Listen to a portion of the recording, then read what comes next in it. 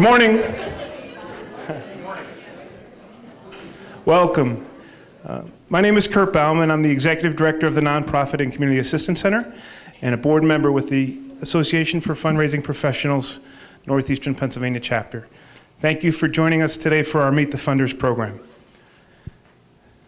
We do this program once a year, and it's, again, designed to help us in the nonprofit sector better get to know the foundations and grant makers that serve our community.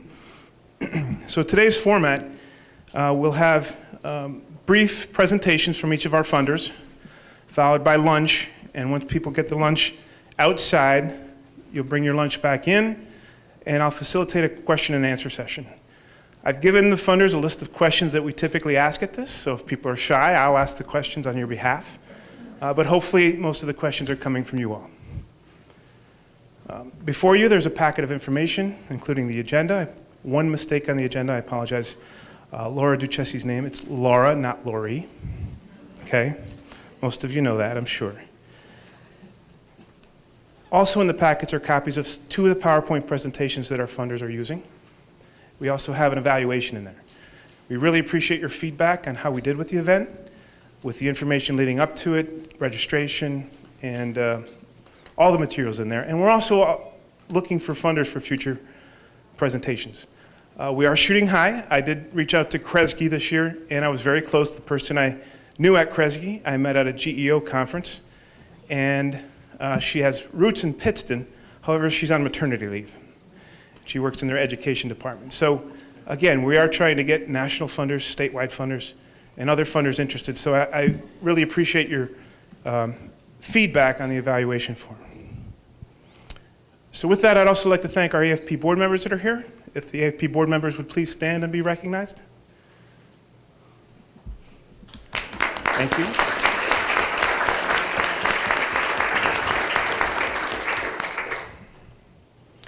At the bottom of the agenda, there's a few announcements on upcoming programs. As you can see, on June 20th and 21st, the Scranton Area Foundation is having their Community Needs Forum in Scranton. On June 26th, AFP is having a Day of Giving Basics Lunch and Learn at Glenmar National Golf Club. That event will be live within the next week. And then we put a save the date on there for National Philanthropy Day Luncheon, which is November 16th. We're currently collecting nominations for National Philanthropy Day now, so if you have anybody you'd like to nominate for the awards in that program, please see myself or one of the other board members at the program. And lastly, we are accepting applications at the University of Scranton for the Nonprofit Leadership Certificate Program. It's an 11-session program that kicks off in August and runs through June, and designed to create deeper benches for local nonprofits for their executive teams. We're looking to find young talent within the nonprofit sector and helping them strengthen their leadership skills, work on an internal project at their nonprofit, and then also work on some basic skills to make them more well-rounded. If anybody has questions about that, they can see us afterwards. So why are we here today?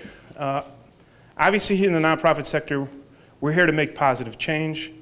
We're here to serve those in need, and we're here to fulfill our missions. We can't do that without funders. We need donors, foundations, grant makers to help us achieve our mission. So this program is designed to help the nonprofits in the room develop relationships with our local foundations. And relationships are important.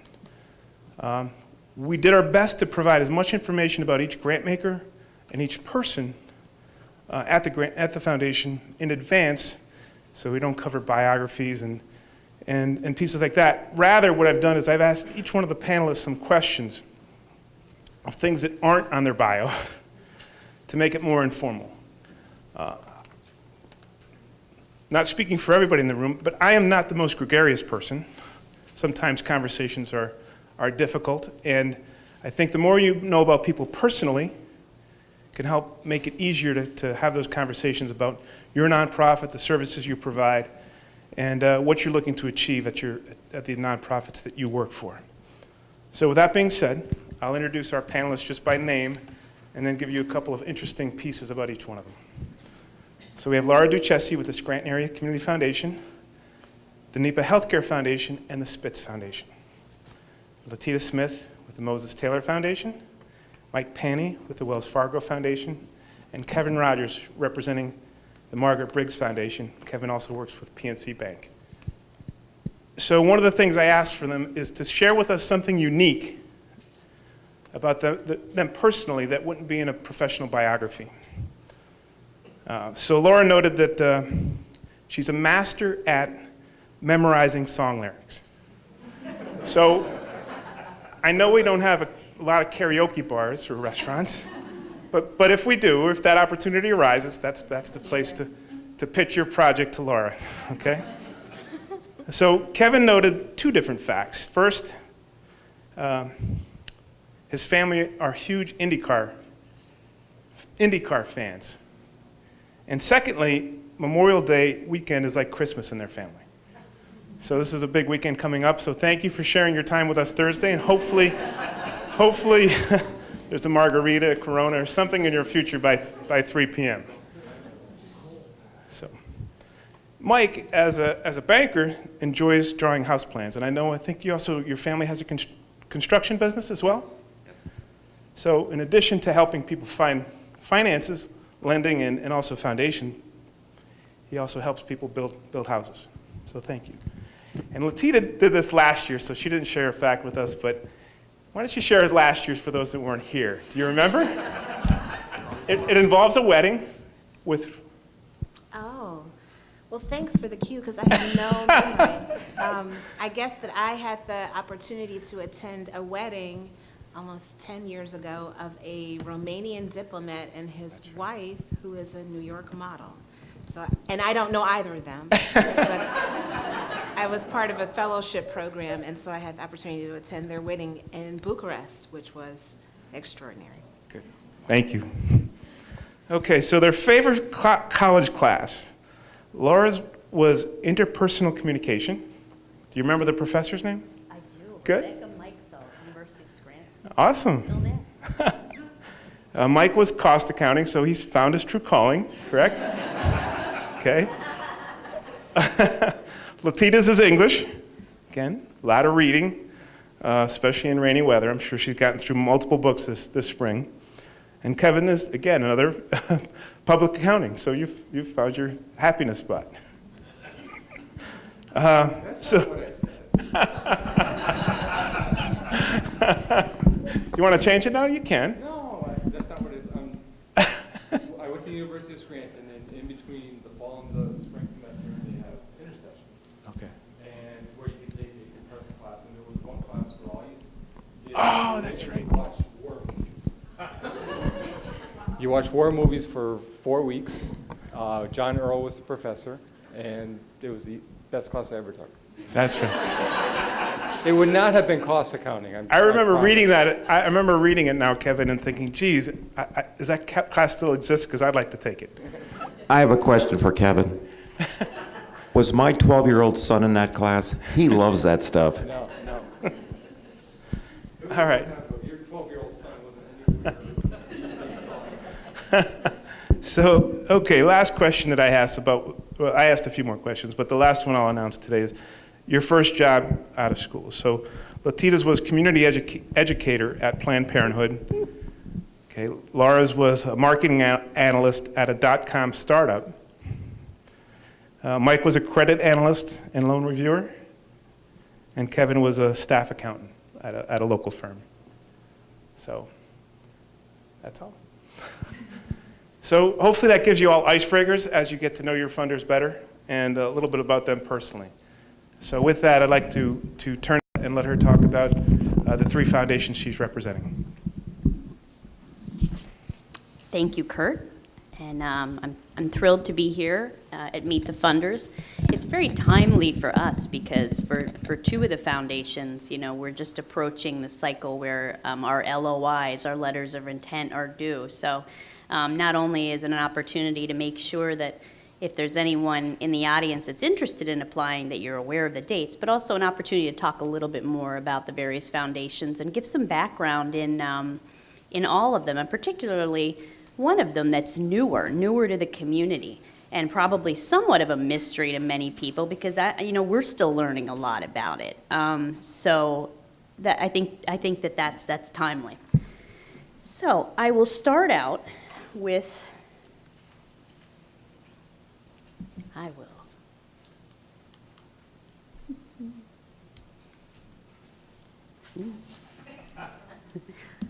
All right, let's see. I'm just making sure that I am operating it correctly. Is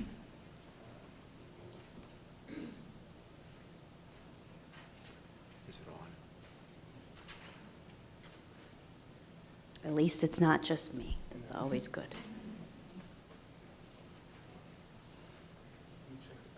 Okay.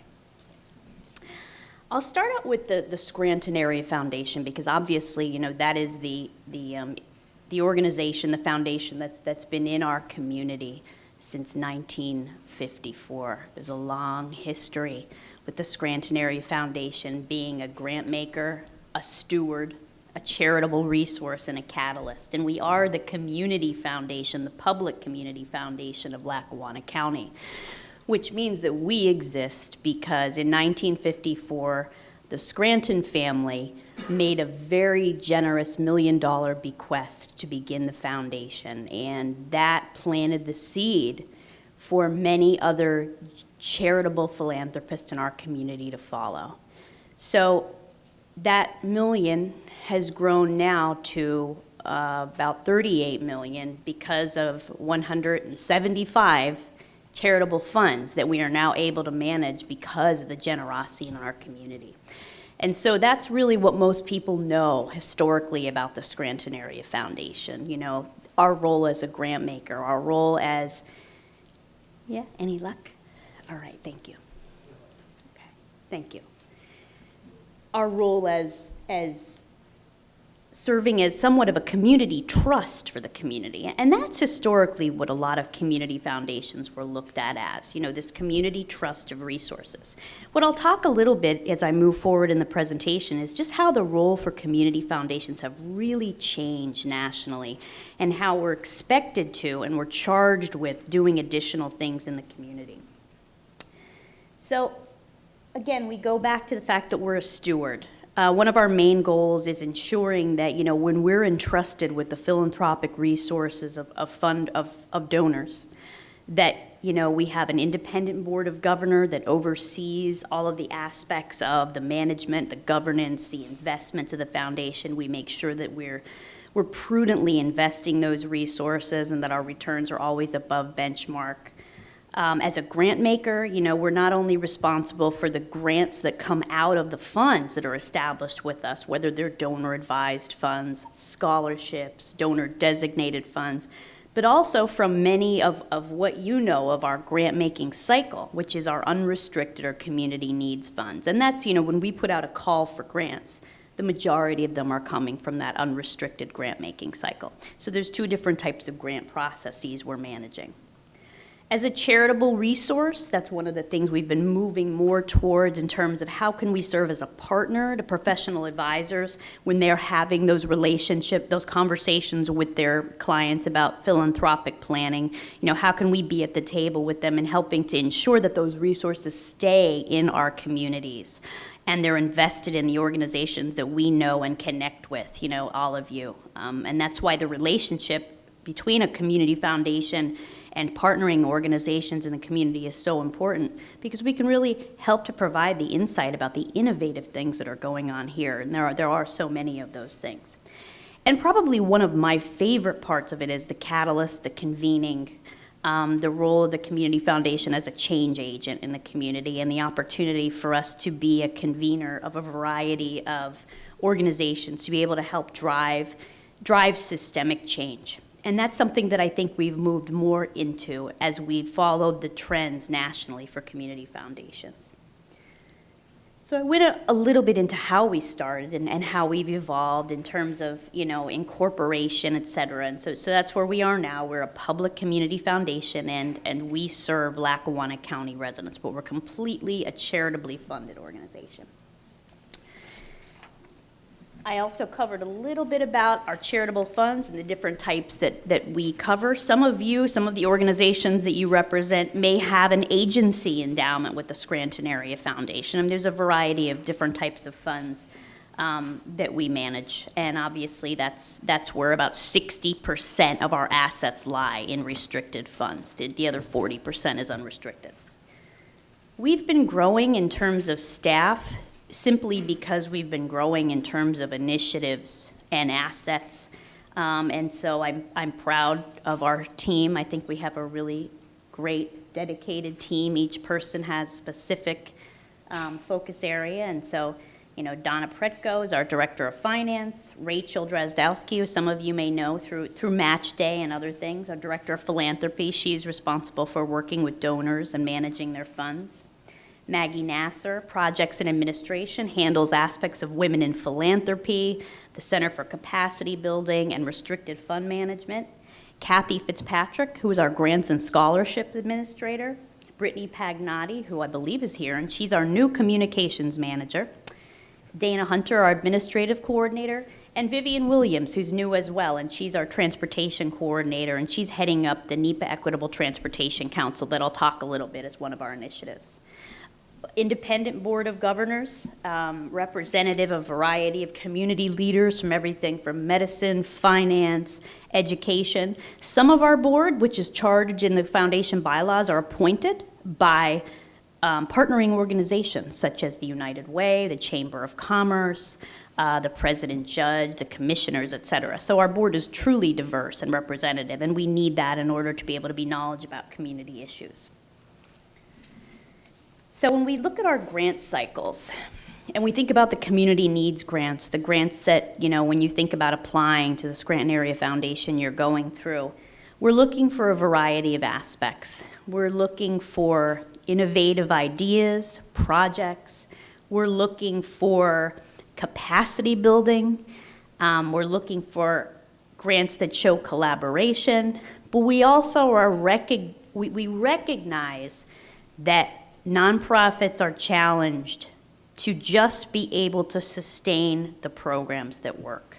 I mean, I think that that's something that we all know is always a challenge. And while, our committees will look at a grant and they'll say, we'd like to see some organizations have some levels of sustainability, there's an awareness that organizations can come back for funding that works for programs. So that's something that I think we can all say in the foundation world, that we know that there is a need, maybe particularly in our region even, because I think, sometimes our region is challenged with the number of foundations or corporate funders, that foundations are relied on sometimes to fill those gaps. So our grant cycle, we have 2 unrestricted community needs grant cycle, and community needs kind of talks about everything. Community needs is the circle of what our foundation supports.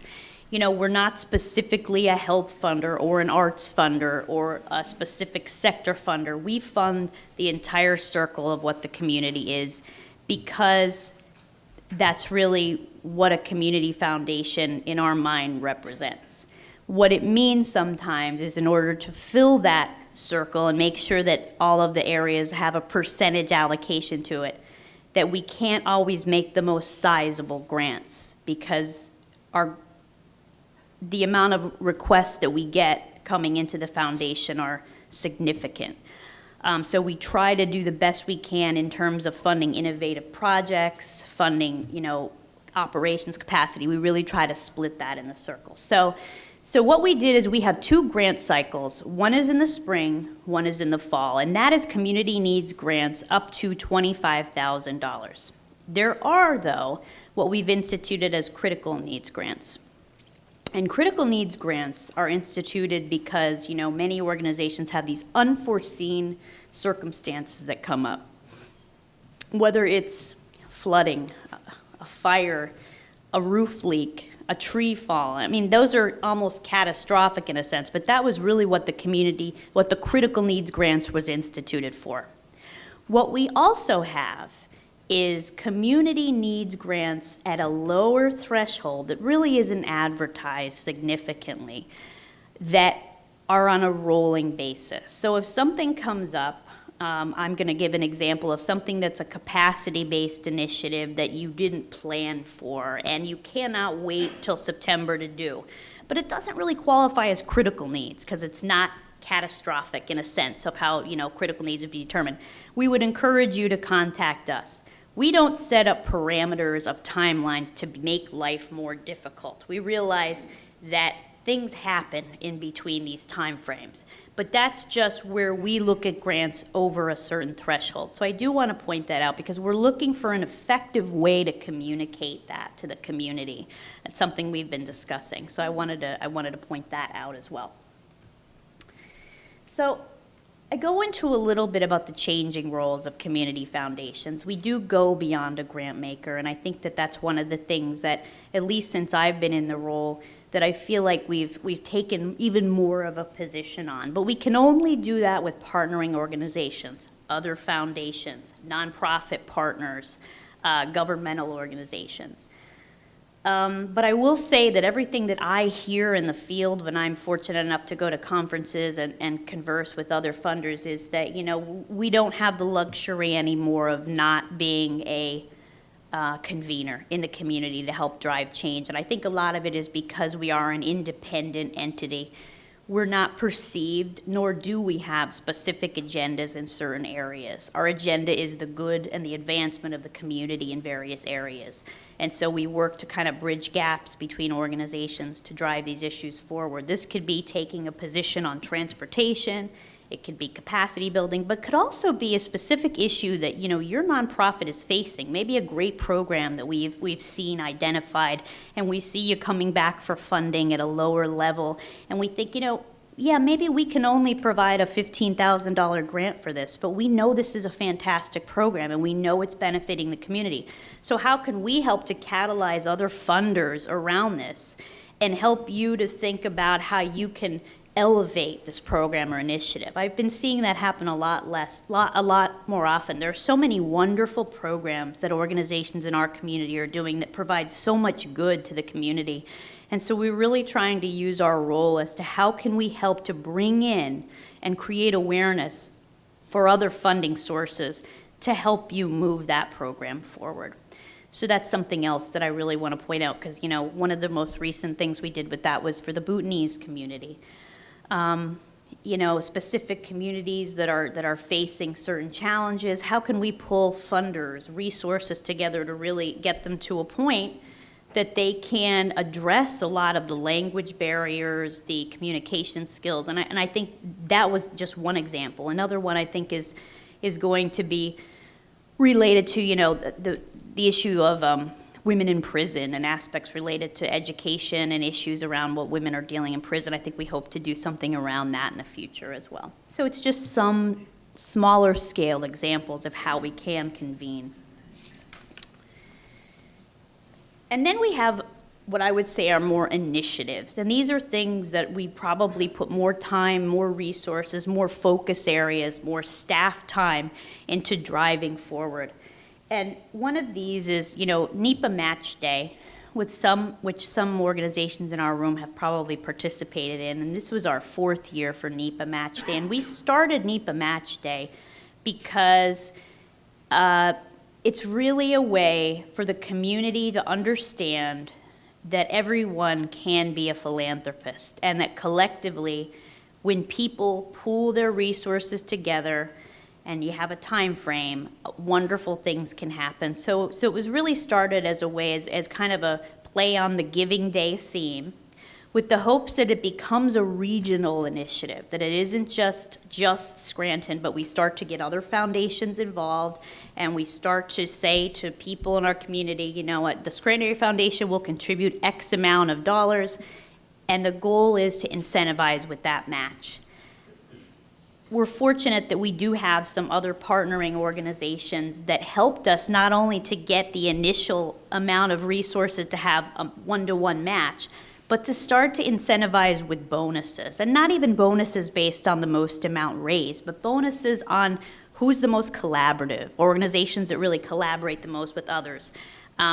best with social media, aspects that really get the word out.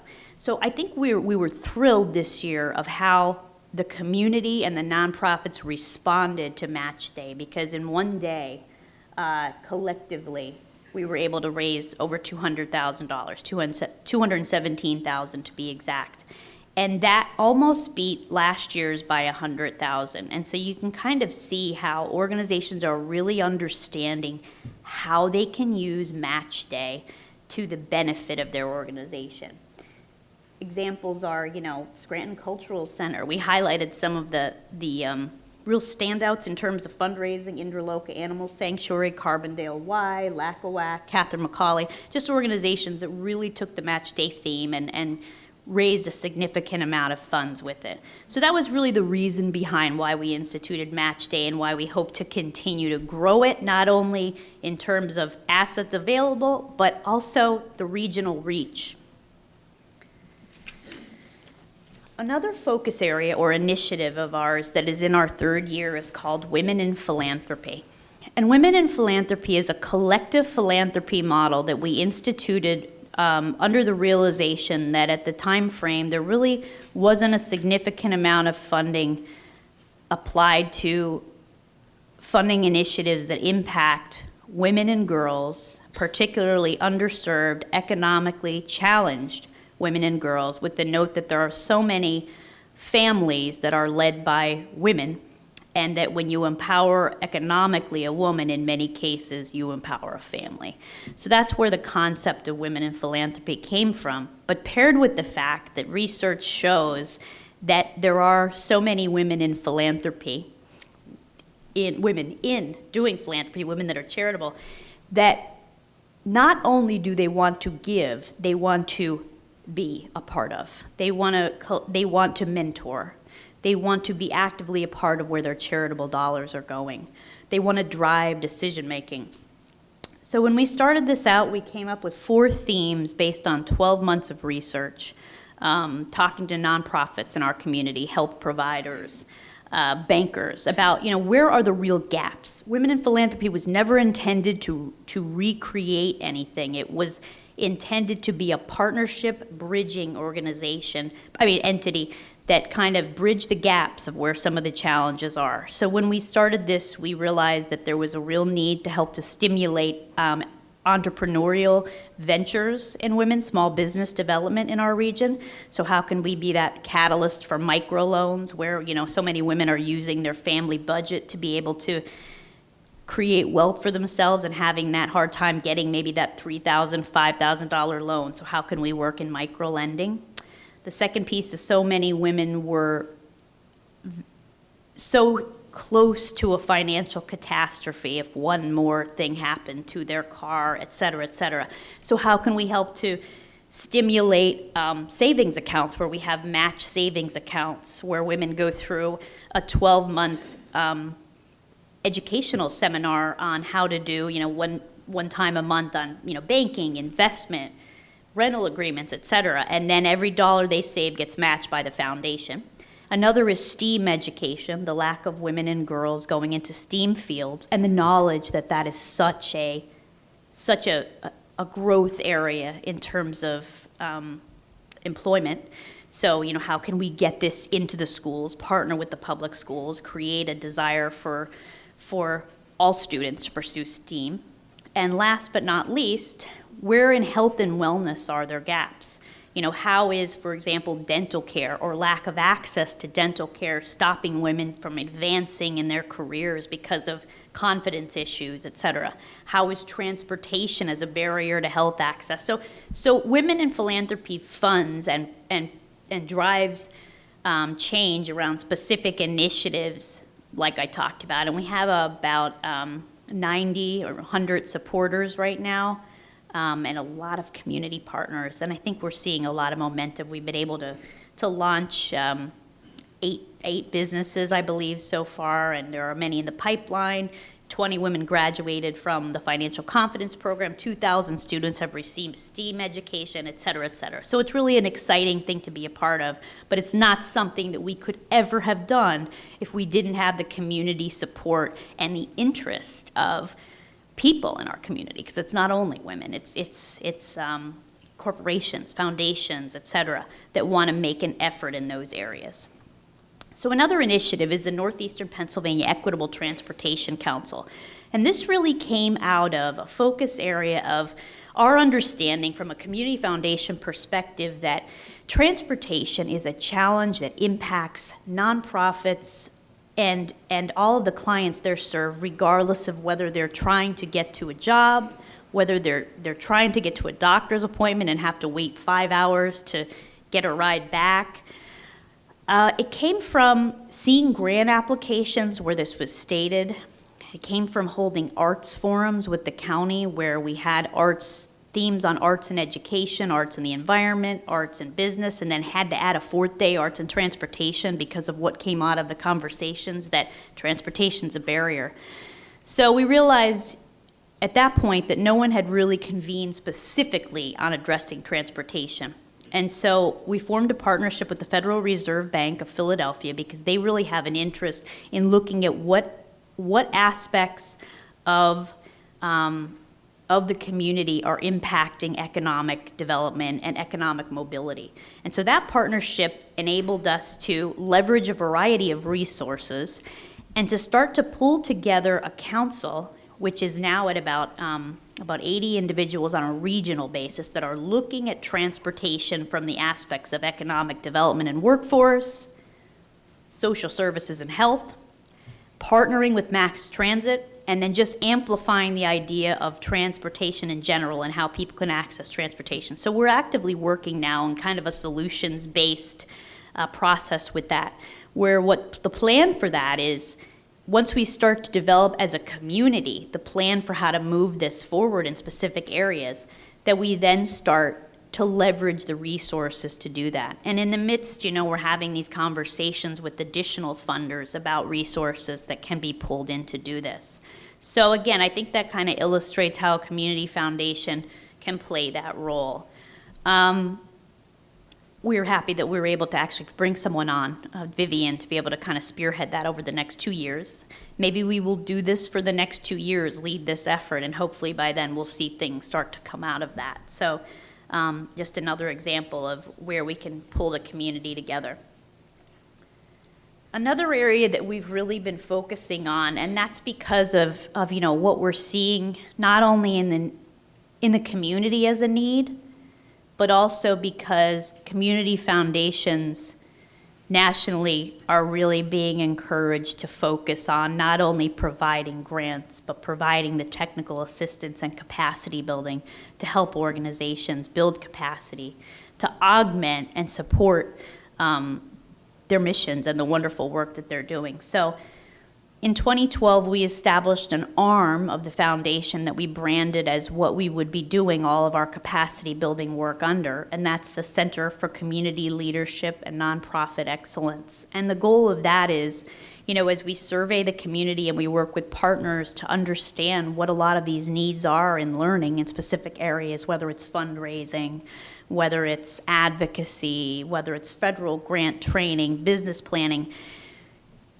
we work with other funders and partners to start to assemble technical assistance programs from nationally renowned experts and organizations that can help to provide these trainings. So that's really something that, through support of other foundations, particularly I'm going to acknowledge Moses Taylor because they've been a real driver in our ability to do capacity building, as well as from the Scranton Area Foundation committing resources to this, we've been able to continue to see this grow as an initiative. And so this year, I'm gonna just, don't mind the scattered nature of the dates on the right, but this kind of gives you an idea, and I'm putting this out there. I put this out to our board yesterday, just so people can kind of start to think, if this appeals to you or your organization, or you can think that this is something that any of these, you may want to think of putting them just on your calendar, because I don't think we've announced all of them yet.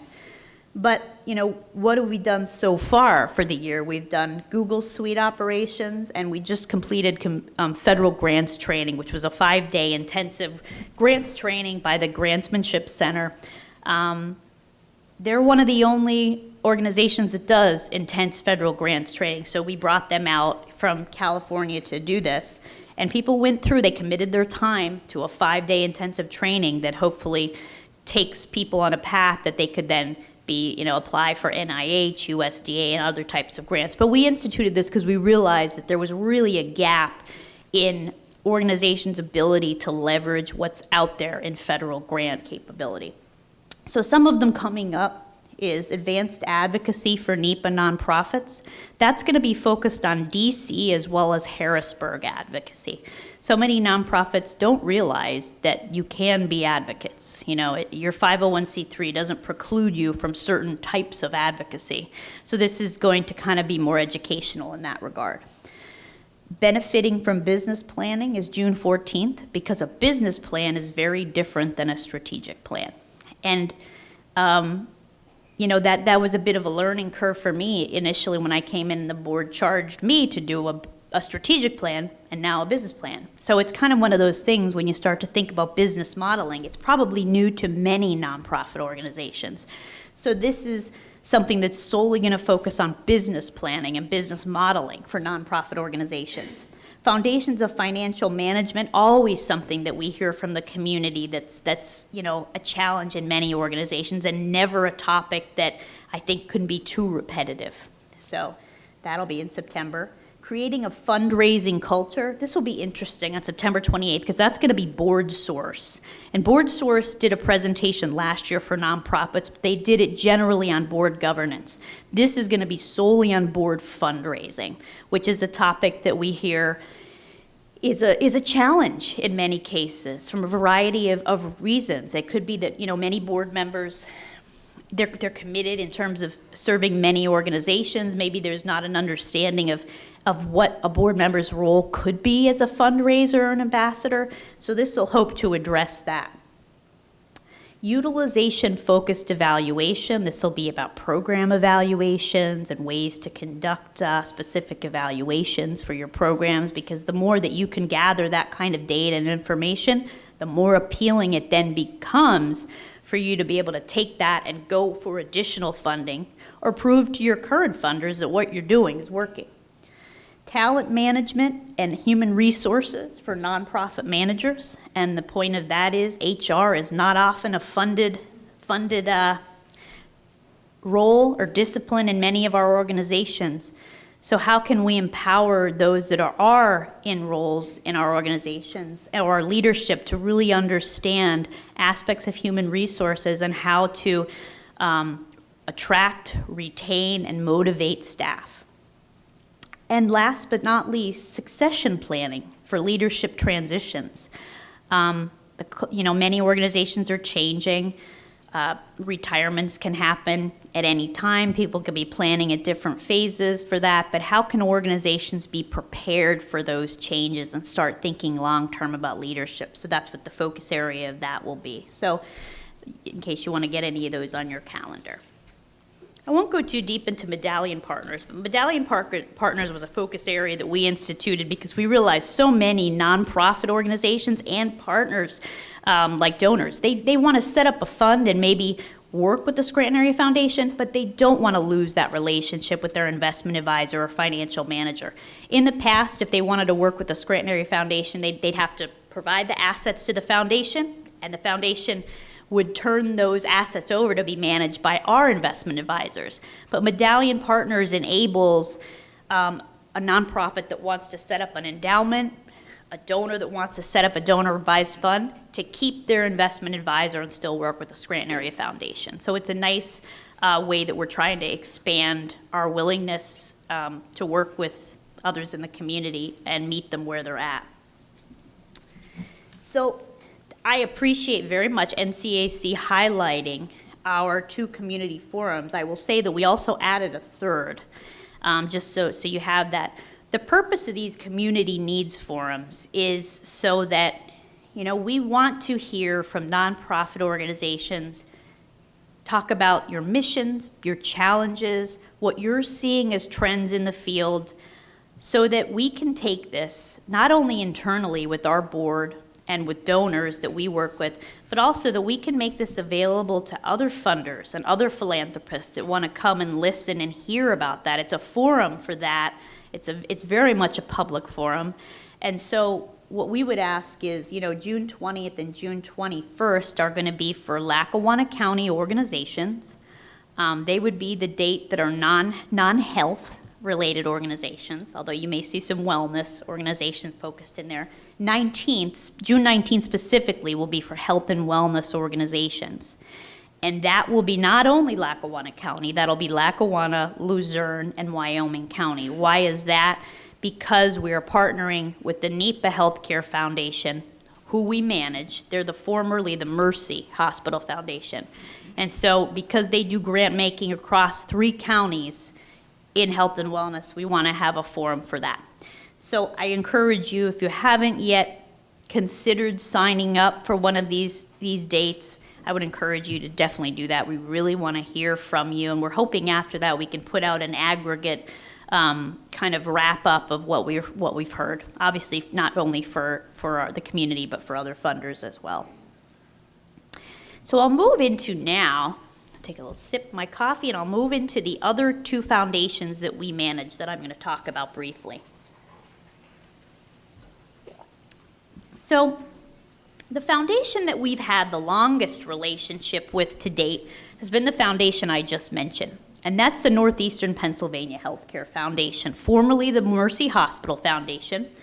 They're in their 6th year of operation, and we're in our 5th year of that management relationship. They fund Lackawanna, Luzerne, and Wyoming County organizations working in health and wellness. The other foundation that we have been administering since 2016, which is a little bit newer in terms of the knowledge in the community about exactly what it is, and that's the Robert H. Spitz Foundation. That's a private foundation funded by an individual donor that has trustees. So what is the history of the Northeastern Pennsylvania Healthcare Foundation? Well, the history is that it was formulated like many other health conversion foundations through the sale of a hospital and the retention of a community trust, in essence, to be able to benefit community health and wellness. The mission is to serve, it's specifically broad, health and wellness issues, the underserved, et cetera, in these 3 counties where the hospital was serving. One of the things about the NEPA Healthcare Foundation is that it's specifically kept broad in the sense of what it will fund, because that's kind of the role that it wants to have. It wants to be able to be applicable to health literacy, to domestic violence, to a variety of areas that comprise what health and wellness is in a community. So our board, I'll go through our board. Our board is representative of community leaders. Some of you may have relationships with various ones or know them in the community, but they're very dedicated. They were here from when the foundation was incorporated, when it started. They served on the original board that was the Mercy Hospital Foundation, and I will say that they worked very hard at keeping these assets in the community. I've heard the stories. I know they're a very committed board. You have a lot of respect when you see how hard that they actually work to make sure that these assets were retained here. And they are very concerned about making sure that they're spent wisely. So, one grant cycle annually with the NEPA Healthcare Foundation. So that's one of the timely aspects about this presentation, is that the LOI for that grant cycle is June 1.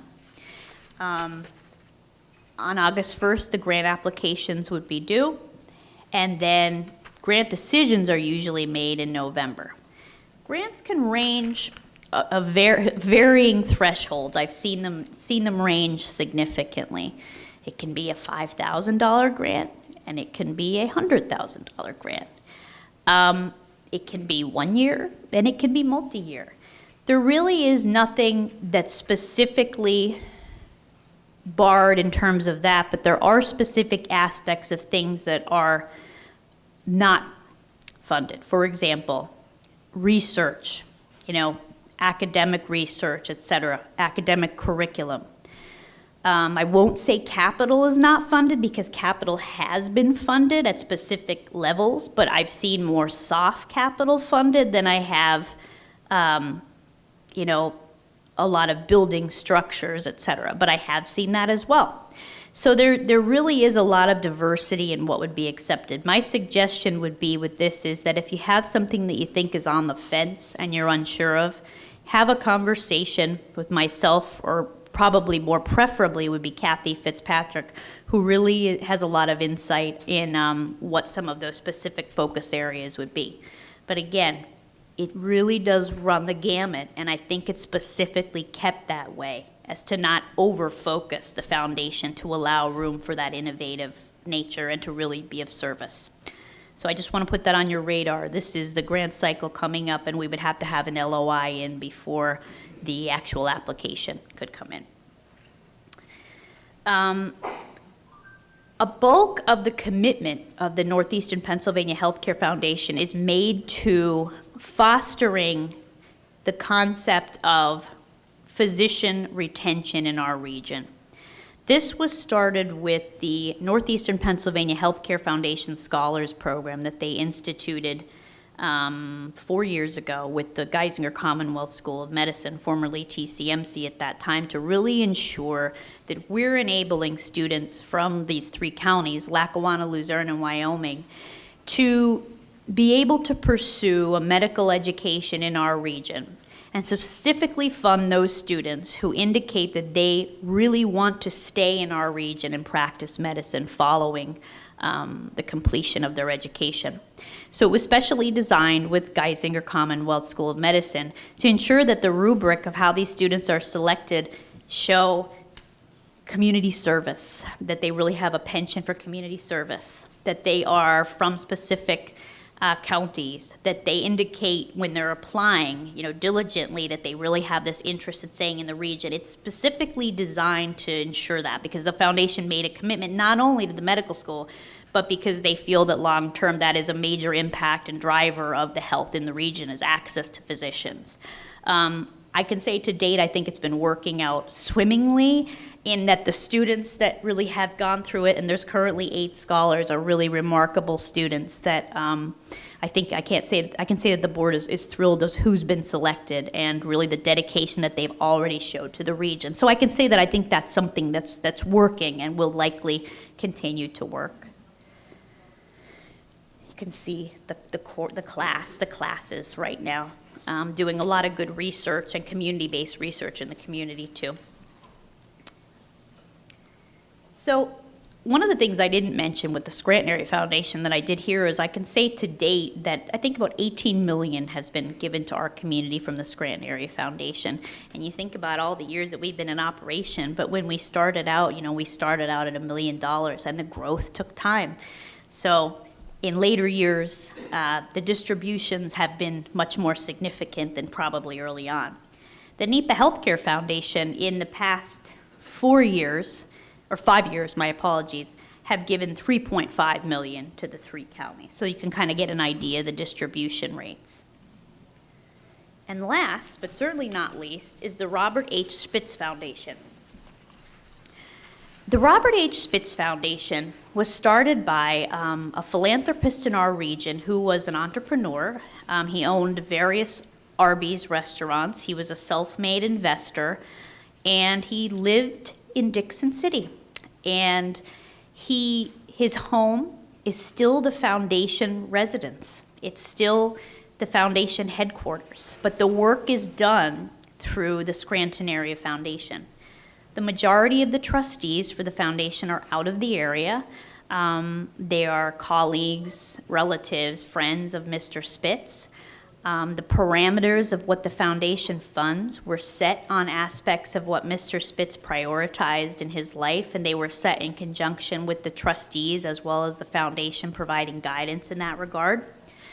The foundation funds organizations that predominantly serve Lackawanna County right now. I can't say that'll always be the case, but that is the case right now. But that doesn't preclude organizations that are in Luzerne, et cetera, from applying, because I have seen organizations be successful as long as there's still a connectivity of some kind to Lackawanna County.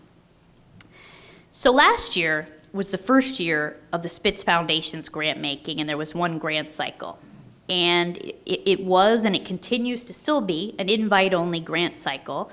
But this year there are 2 grant cycles. And the first one, the application deadline for that is June 1.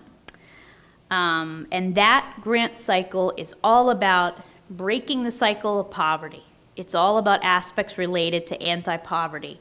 And so, again, it's invite only, but I would encourage that if there are that if you have not received an invite, because again, there are only a certain number of organizations that, when our knowledge is of anti-poverty, that we would focus on. But if you feel that you really have an anti-poverty initiative in areas of, it could be in housing, it could be in transportation, it could be in education, that you could contact Kathy, because we would want to have that on our radar to make sure that we're not ignoring that when we're providing this recommendations to the trustees. The second grant cycle is going to be in the fall, and that's going to be August 1 for an LOI deadline. That's going to be a very different grant cycle. That's going to be animal welfare, because Mr. Spitz was an animal lover. It's going to be Jewish culture and history, because there was a penchant for, protecting the integrity of the Jewish culture and recognizing the history of the Jewish history, and so there's going to be a focus on that. So organizations that are doing work in that regard, and also veterans, organizations that are doing work that are serving veterans, that are involved in providing service to honor and serve veterans, is going to be another focus of the second cycle. So I put that out there because some people had thought, okay, you had a grant cycle last year and you funded animals and you funded veterans and you funded Jewish history, but you didn't announce it. No, because this year they're doing 2 separate cycles, but this way you have this on your radar. The Spitz Foundation also does not put out funding parameters. I've seen them range. I've seen them range again from $5,000 to $200,000. So my suggestion with that would be, if you have a specific project that you would like considered, and if you are questioning what level potentially that would be at if you were to come in, that's what we're here for, to ask, to suggest. We can never say exactly how it's going to go, because we are not the sole decision makers, but we can provide guidance based on what we've seen. So in 1 year, you can see the foundation has been very generous already, $652,325 given to nonprofits just last year. So there is a lot of funding available. It is a great resource for our region. So I hope that gives you a little bit of an overview of what the Community Foundation model is, what it's shifting towards, our need for continued partnerships in the community with nonprofits, with other funders, with philanthropists, and also what our role is as serving as administrators of other foundations, and how we can make sure that we're keeping these resources in the community. So that closes my presentation. Thank you.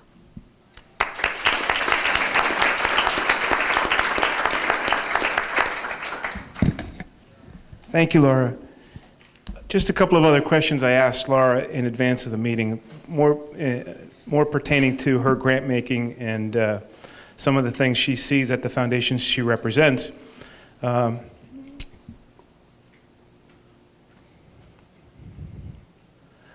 What are your biggest frustrations when it comes to engaging you about funding or submitting a grant from the nonprofit audience? Her answer was annual requests for the same project or program multiple years in a row. So again, we all know that grant makers are here to help us launch programs, help us seed programs, but sustainability is very often left up to us. So that's something we hear at NCAC a lot from a lot of the grant makers that we deal with as well. What's the most rewarding experience, your favorite award or project that you've had since being a grant maker or representing the foundations? Her answer was being able to spearhead the development of Women in Philanthropy initiative and the NEPA Equitable Transportation Council. So those were her 2 favorite experiences since moving back to the area and working with the Scranton Area Foundation. So thank you. With that, we're a little bit behind schedule, but we've built in some extra time. We'll take a 10-minute break, and then we'll come back and hear from the rest of our panelists. Thank you.